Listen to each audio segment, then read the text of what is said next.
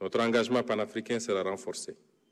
Le Sénégal est déterminé à jouer un rôle accru en Afrique et sur la scène internationale.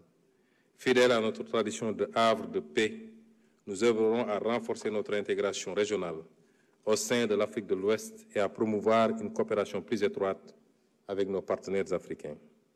Conformément aux instructions du chef de l'État, le Sénégal ratifiera le protocole de Malabo de 2014 qui vise à ériger le Parlement panafricain en une institution législative et à part entière.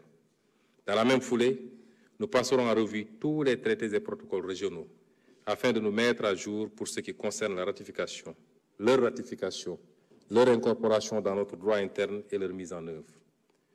Nous nous évertuerons à être un pays modèle dans le domaine de l'intégration régionale en Afrique et soutiendrons activement les chantiers de la CEDEAO.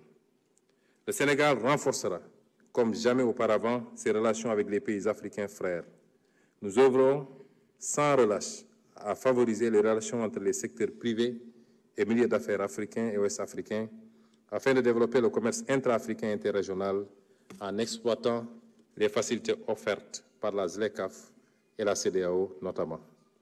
Nous ne ménagerons aucun effort pour une meilleure interconnectivité des infrastructures routières, ferroviaires, maritimes et aériennes, notamment dans le cadre des programmes communautaires de développement et du plan de développement des infrastructures en Afrique. Parallèlement, notre pays apportera toute sa contribution à la réussite du grand projet de gazoduc africain atlantique qui impacte la quasi-totalité des pays africains de l'Ouest. Une attention particulière sera portée au partenariat avec les pays voisins pour l'exploitation des ressources et la mutualisation des expériences. À cet effet, nous mettrons sur pied, dès 2025, une agence en charge de la mobilisation des experts et des volontaires sénégalais au service du développement en Afrique, tout en facilitant l'accueil d'étudiants et de stagiaires africains et internationaux au Sénégal, et le placement en position de stage des cadres sénégalais dans les pays amis et frères. Il en sera de même sur le plan monétaire, où nous poursuivrons les discussions pour que la monnaie soit plus en adéquation avec les besoins de l'économie régionale. Quant à nos compatriotes de la diaspora, je salue une fois de plus leur apport inestimable à l'œuvre de construction nationale. Le gouvernement lancera un vaste programme de recensement des Sénégalais de l'extérieur pour mieux valoriser leur potentiel grâce à des programmes adaptés. Dans cette perspective, nous mettrons en place une haute autorité de la diaspora, un organe consultatif rattaché à la primature pour conseiller le gouvernement sur les questions touchant aux Sénégalais de l'étranger. Les associations de la diaspora les plus représentatives y seront représentées et la durée de validité du passeport sera étendue à 10 ans.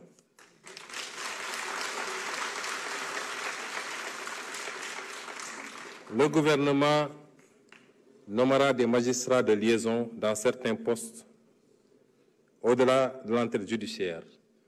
Le magistrat de liaison prodiguera des conseils juridiques aux compatriotes tout en les aidant dans les procédures judiciaires.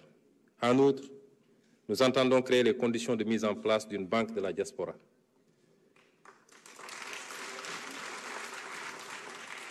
Nous appliquerons le principe de réciprocité pour la délivrance de visas aux ressortissants de certains pays.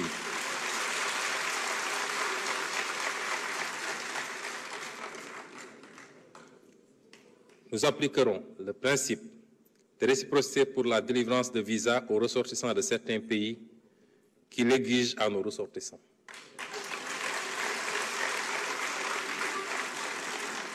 Je rappelle que si la suppression de la procédure des visas biométriques payants est entrée en vigueur le 1er mai 2015, les textes législatifs et réglementaires l'instituant n'ont pas été abrogés subséquemment.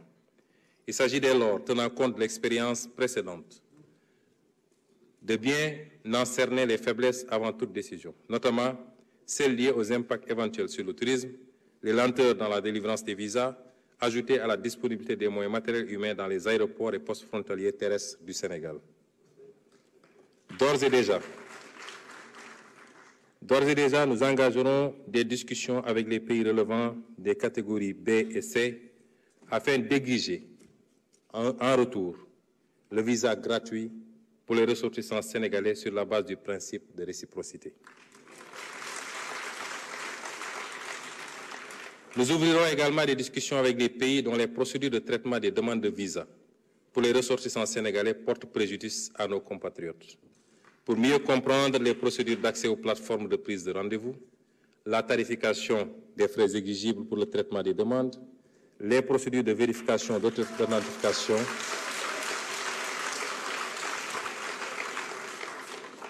la tarification des frais exigibles pour le traitement des demandes, les procédures de vérification d'authenticité et de transmission des documents d'état civil.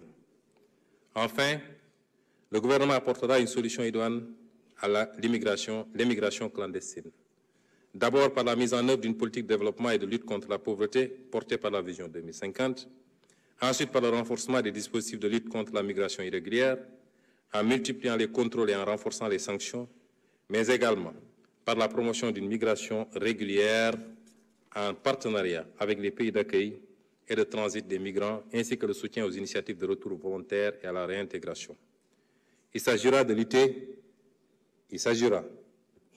avec la même détermination aussi contre la migration irrégulière de nos ressources naturelles et financières du fait de contrats léonins dans les secteurs miniers, pétrogaziers et halieutiques, dans l'attribution de marchés publics et de biens, services et infrastructures à des intérêts étrangers.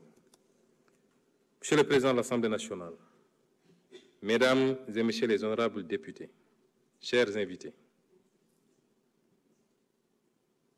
nous allons accompagner tous ces programmes de quelques réformes clés dont certains ont déjà été cités lors de mes développements. Les programmes de développement économique et social durable que je viens de retracer ne peuvent aboutir que si nous réussissons au préalable à consacrer fermement la bonne gouvernance et la transparence dans la gestion publique dans notre pays. C'est le seul moyen de restaurer la confiance entre les populations et leurs dirigeants. Cette confiance sera d'abord bâtie sur l'indépendance de la justice, qui sera protégée des interférences du pouvoir exécutif.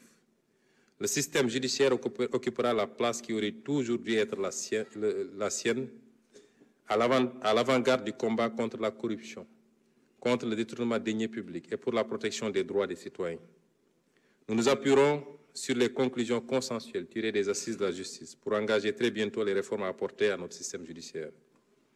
La participation accrue des citoyens dans la gestion publique par la matérialisation d'une véritable démocratie participative au niveau central comme au niveau local renforcera également l'adhésion des citoyens aux institutions de la République. Une loi d'accès à l'information publique conférera aux citoyens le droit d'exiger toute information publique aux représentants de l'État sous certaines conditions. Et toutes les administrations avec autonomie de gestion, notamment les agences publiques, devront publier annuellement un rapport de bilan de gestion accessible au grand public. Les rapports d'audit de la Cour des comptes seront également mis à disposition du public dès leur présentation au Président de la République pour enrichir le débat démocratique par la connaissance de faits avérés relativement aux modalités de la gestion publique. Une charte des libertés et de la démocratie sera adoptée pour renforcer les droits et libertés. Ainsi, les principes fondamentaux de fonctionnement des institutions et les principes généraux du système électoral. Ce dernier sera amélioré dans le sens d'une crédibilité renforcée pour refléter les choix démocratiques sans interférence, ainsi que d'une meilleure inclusivité en intégrant automatiquement, par exemple, tous les citoyens de plus de 18 ans dans le fichier électoral lorsqu'ils se verront établir une carte nationale d'identité.